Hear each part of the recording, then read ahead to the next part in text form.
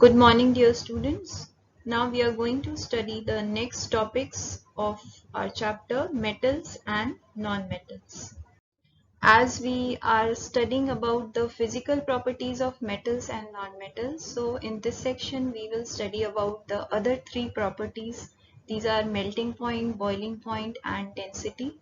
And at last we will compare all the physical properties of metals and non-metals. You must be familiar with the term melting point. For a recap, the melting point of a substance is the temperature at which it changes its state from solid to liquid.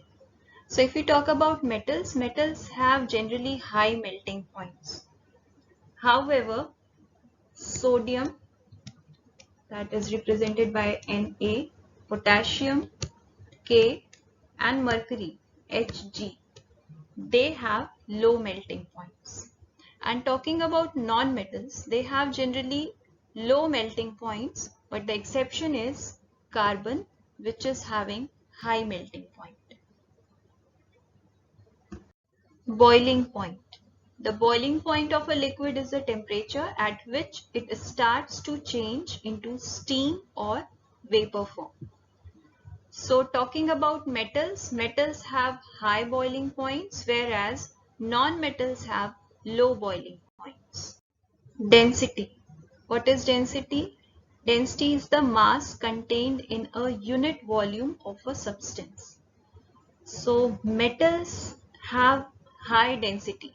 Mostly they have high density, but the exceptions are sodium and potassium. They have a very low density, and as a result of which they can even float on water.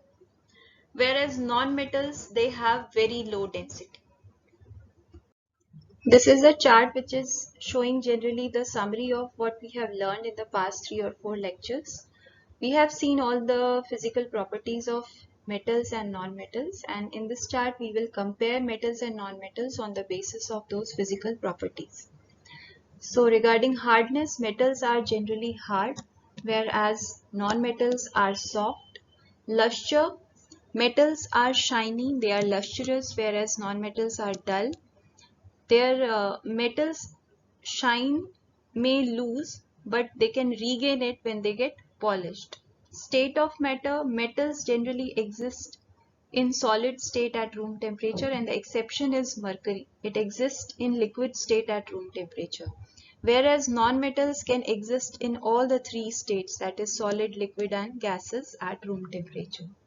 Malleability, metals can be beaten into thin sheets, and non-metals are generally brittle. They break into small pieces when beaten. Ductility, metals can be drawn into wires, whereas non-metals cannot.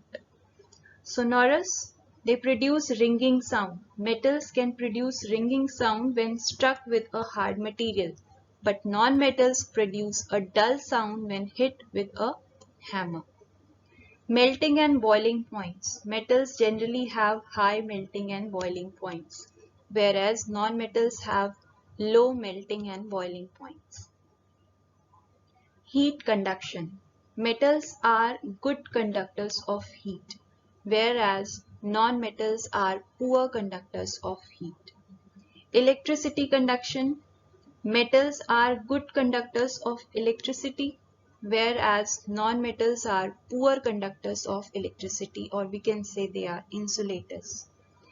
On the basis of density, metals have very high density, whereas non-metals have low density. Thus, we have seen all the physical properties as well as the comparison of metals and non-metals. Now we will study about the chemical properties of metals and non-metals in our next lectures. Thank you.